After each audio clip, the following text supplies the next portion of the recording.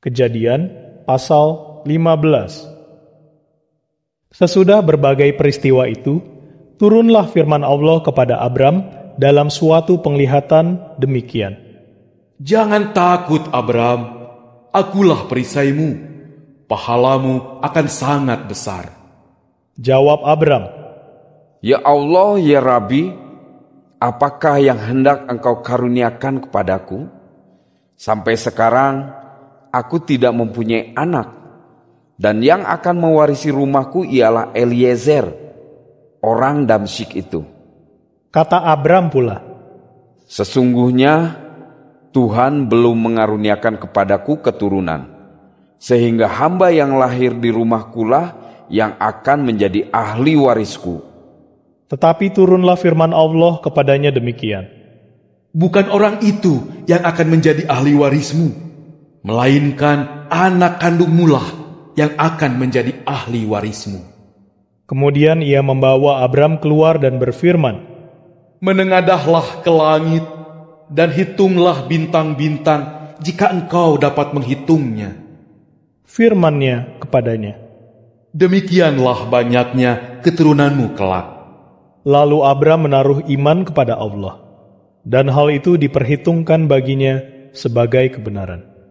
Ia berfirman pula kepadanya, Akulah Allah yang membawa engkau keluar dari Ur Kasdim untuk memberikan negeri ini kepadamu menjadi milikmu. Kata Abram, Ya Allah, ya Rabbi, bagaimana aku tahu bahwa aku akan memilikinya? firman Allah kepadanya, Ambillah bagiku seekor sapi betina, seekor kambing betina, dan seekor domba jantan, masing-masing berumur 3 tahun, juga seekor burung tekukur dan seekor anak burung merpati. Abram mengambil semua itu baginya, membelahnya menjadi 2, lalu meletakkan belahan yang satu berhadapan dengan yang lain. Tetapi burung-burung tidak dibelah 2. Ketika burung-burung pemangsa hinggap di atas daging sembelihan itu, Abram pun menghalaunya. Menjelang matahari terbenam, Abram tertidur lelap. Tiba-tiba kegelapan yang dahsyat dan sangat mencekam meliputinya. Kemudian Allah berfirman kepada Abram, Ketahuilah dan camkanlah bahwa keturunanmu akan menjadi pendatang di negeri yang bukan negeri mereka. Mereka akan diperhamba dan ditindas 400 tahun lamanya. Akan tetapi, bangsa yang memperhamba mereka akan kuhukum. Dan setelah itu, mereka akan keluar dengan membawa harta benda yang banyak. Sedangkan engkau akan pergi kepada nenek moyangmu dengan sejahtera. Engkau akan dimakamkan pada usia yang sangat tua. Generasi yang keempat akan kembali ke sini, karena sekarang kejahatan orang Amori belum genap. Setelah matahari terbenam dan hari menjadi gelap, tiba-tiba tampaklah sebuah perapian yang berasap dan obor yang menyala-nyala lewat di antara potongan-potongan daging itu. Pada hari itu juga Allah mengikat perjanjian dengan Abram, firman-Nya, Kepada keturunanmu kuberikan negeri ini, mulai dari Wadi Mesir sampai ke sungai besar, yaitu sungai Efrat, meliputi tanah orang Keni, orang Kenas, orang Kadmon, orang Het, orang Feris, orang Refaim, orang Amori, orang Kanaan, orang Girgasi, dan orang Yebus. Kejadian pasal 16. Sarai, istri Abram, tidak juga melahirkan keturunan bagi Abram, tetapi ia mempunyai seorang hamba perempuan, orang Mesir, bernama Hajar. Maka kata Sarai kepada Abram, Lihatlah, Allah telah menutup rahimku untuk melahirkan anak. Kawin sajalah dengan hambaku. Siapa tahu, aku dapat memperoleh anak melalui dia. Abram mendengarkan perkataan Sarai. Lalu Sarai istri Abram membawa Hajar, hambanya yang orang Mesir itu, dan memberikannya kepada Abram suaminya untuk menjadi istrinya. Pada waktu itu, sudah 10 tahun lamanya Abram tinggal di tanah Kanaan. Abram pun bercampur dengan Hajar, lalu mengandunglah perempuan itu. Ketika Hajar tahu bahwa ia mengandung, ia memandang rendah nyonyanya. Lalu Sarai berkata kepada Abram, "Penghinaan yang kudapat ini adalah tanggung jawabmu. Aku memberikan hambaku ke pangkuanmu. Tetapi ketika ia tahu bahwa ia mengandung, aku dipandangnya rendah. Semoga Allah menjadi hakim antara aku dengan engkau." Kata Abram kepada Sarai, "Sesungguhnya hambamu itu ada dalam wewenangmu. Perlakukanlah dia menurut apa yang kau pandang baik." Maka Sarai menindas Hajar sehingga ia melarikan diri darinya. Kemudian malaikat Allah menjumpainya dekat sebuah mata air di padang belantara, yaitu dekat mata air di jalan yang menuju ke Syur. Sabdanya, "Hai Hajar, hamba Sarai, dari manakah engkau dan hendak kemana?" Jawab perempuan itu, "Aku melarikan diri dari Sarai, nyonyaku."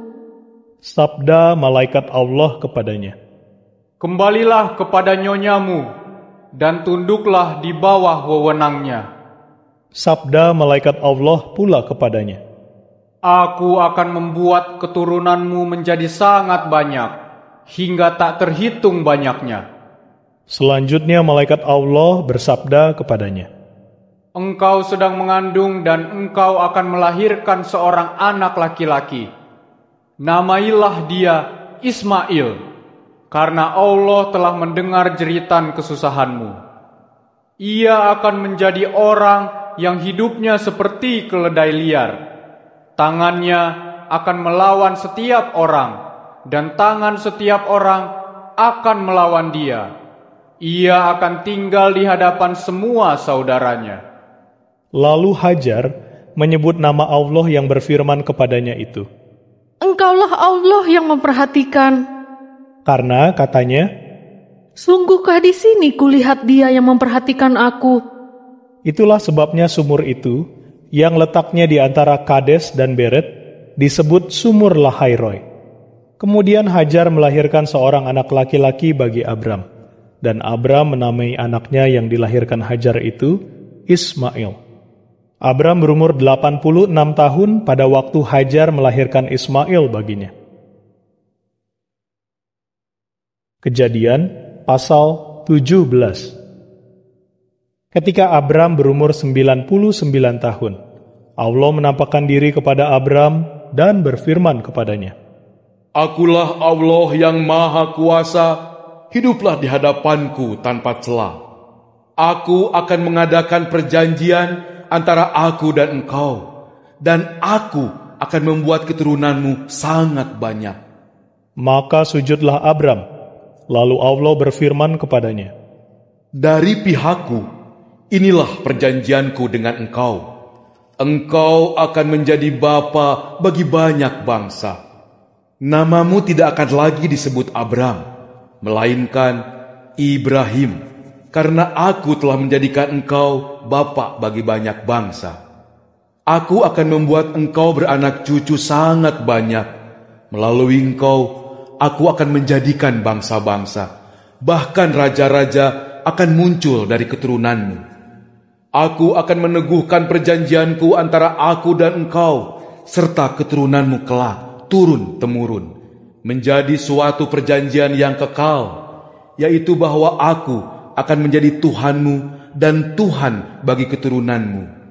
Kepadamu dan kepada keturunanmu kelak akan kuberikan negeri tempat engkau tinggal sebagai pendatang ini, yaitu seluruh tanah Kanaan, menjadi suatu milik yang kekal. Aku pun akan menjadi Tuhan mereka." Firman Allah pula kepada Ibrahim, "Dari pihakmu, engkau maupun keturunanmu kelak turun-temurun harus memegang teguh perjanjianku. Inilah perjanjianku yang harus kamu pegang teguh, yaitu perjanjian antara aku dan kamu serta keturunanmu kelak. Setiap laki-laki di antara kamu harus dikhitan. Kulit khatanmu harus dikerat, dan itu akan menjadi tanda perjanjian antara aku dan kamu. Turun-temurun, Setiap anak laki-laki berumur 8 hari di antaramu haruslah kau khitan, baik yang dilahirkan di rumahmu, ataupun yang dibeli dari orang asing manapun yang bukan keturunanmu. Anak laki-laki yang lahir di rumahmu, ataupun yang dibeli dengan uang, harus dikhitan.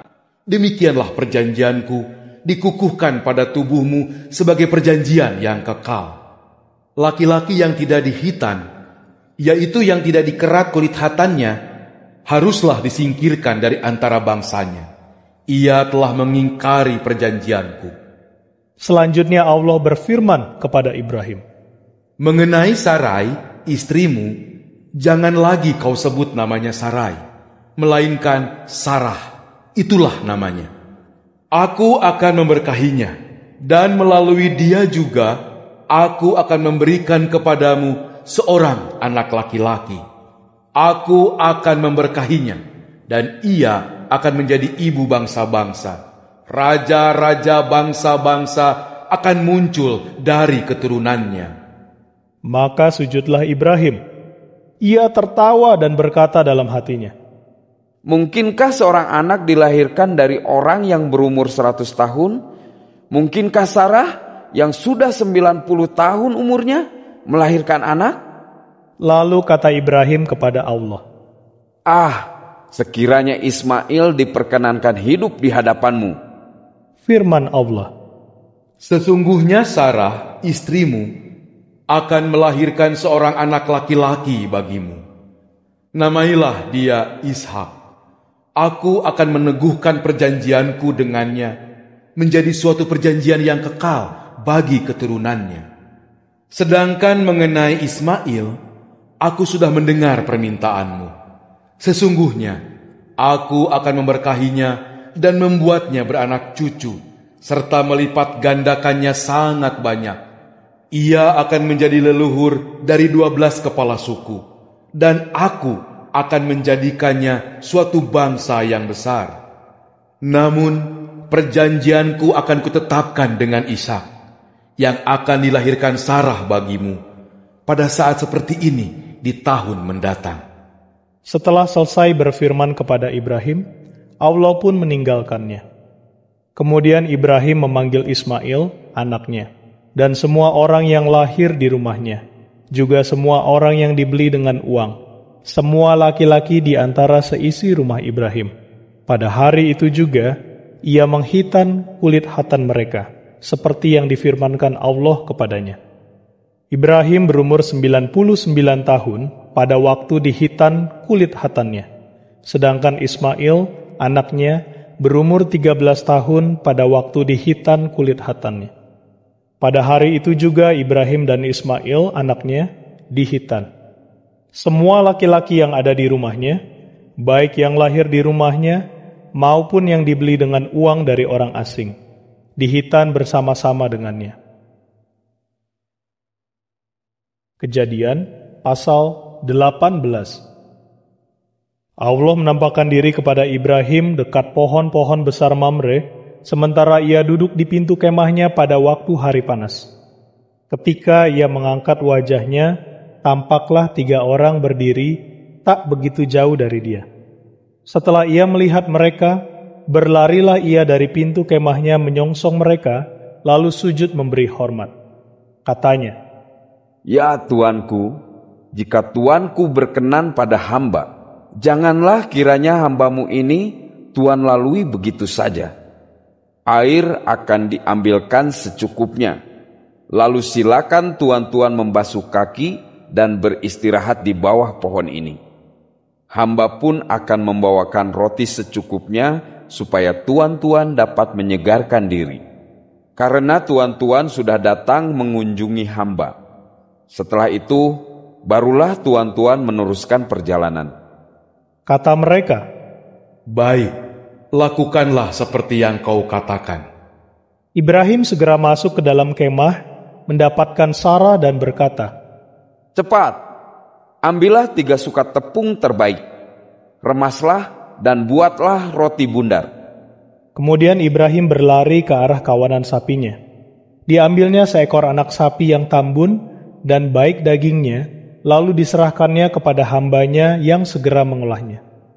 Setelah itu, Ibrahim membawa dadih, air susu, dan anak sapi yang telah diolah itu, lalu menyajikannya di depan orang-orang itu. Sementara mereka makan, ia berdiri di dekat mereka di bawah pohon itu. Kemudian mereka bertanya kepadanya, "Di manakah Sarah, istrimu?" Jawabnya, Di sana, di dalam kemah. kata seorang dari mereka, "Tahun depan aku akan kembali kepadamu, dan pada saat itu Sarah, istrimu, akan mempunyai seorang anak laki-laki." Hal itu didengar oleh Sarah dari pintu kemah di belakang Ibrahim. Pada saat itu, Ibrahim dan Sarah sudah tua dan lanjut umurnya. Sarah pun sudah mati haid. Karena itu tertawalah Sarah dalam hatinya. Katanya, Akan bergairahkah aku setelah begini renta? Sementara tuanku pun sudah tua. lalu berfirmanlah Allah kepada Ibrahim, Mengapa Sarah tertawa dan berkata, "Sungguhkah aku akan melahirkan anak, sedangkan aku sudah tua begini?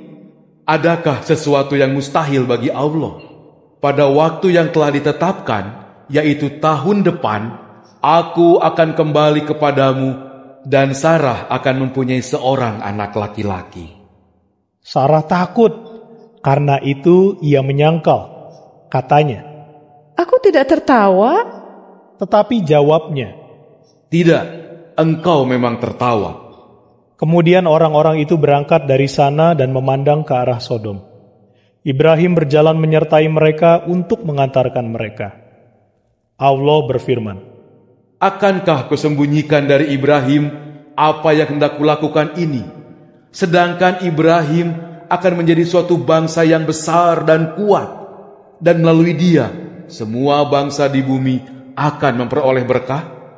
Aku telah memilih dia supaya ia memerintahkan anak-anaknya serta keluarganya untuk memelihara jalan Allah dengan melakukan kebenaran dan keadilan. Dengan demikian, Allah memenuhi apa yang telah dijanjikannya kepada Ibrahim. Selanjutnya, Allah berfirman, Jeritan tentang Sodom dan Gomora amatlah hebat, dan dosa mereka sangat berat. Aku akan hadir untuk mengamati apakah perbuatan mereka memang sesuai dengan jeritan yang sampai kepadaku atau tidak. Aku ingin mengusutnya. Maka beranjaklah orang-orang itu dari sana dan berjalan menuju Sodom. Tetapi Ibrahim masih tetap berdiri di hadirat Allah. Lalu Ibrahim datang mendekat dan berkata, Masakan engkau akan melenyapkan orang benar bersama-sama dengan orang fasik? Kalau ada 50 orang benar dalam kota itu, masakan engkau akan melenyapkan tempat itu dan tidak mengampuninya karena 50 orang benar yang ada di dalamnya? Pantang bagi Tuhan melakukan hal itu, membunuh orang benar bersama-sama dengan orang fasik, sehingga orang benar itu disamakan dengan orang fasik. Pantang bagi Tuhan. Bukankah hakim semesta bumi akan berlaku adil? firman Allah, Jika kudapati 50 orang benar di kota Sodom, maka aku akan mengampuni seluruh tempat itu karena mereka. kata Ibrahim pula, Sesungguhnya aku memberanikan diri berbicara kepada Tuhan, sekalipun aku hanyalah debu dan abu. Kalau kurang 5 saja dari 50 orang benar itu, masakan engkau akan memusnahkan seluruh kota itu hanya karena 5 orang itu? firman-Nya, Jika kudapati di sana 45 orang, aku tidak akan memusnahkannya. Ibrahim berkata lagi kepadanya, Kalau didapati 40 orang di sana, firman-Nya, Karena 40 orang itu, aku tidak akan melakukannya. kata Ibrahim, janganlah kiranya Tuhan murka jika aku berbicara lagi. Kalau didapati di sana 30 orang, firman-Nya, Jika kudapati di sana 30 orang, aku tidak akan melakukan hal itu. kata Ibrahim, sesungguhnya aku memberanikan diri berbicara kepada Tuhan. Kalau didapati di sana 20 orang, Firman-Nya, karena ke-20 orang itu, aku tidak akan memusnahkannya.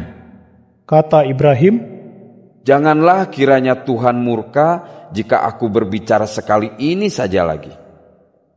Kalau didapati di sana 10 orang, Firman-Nya, Karena ke-10 orang itu, aku tidak akan memusnahkannya. setelah selesai berfirman kepada Ibrahim, Allah meninggalkan tempat itu. Lalu Ibrahim pun kembali ke tempat tinggalnya.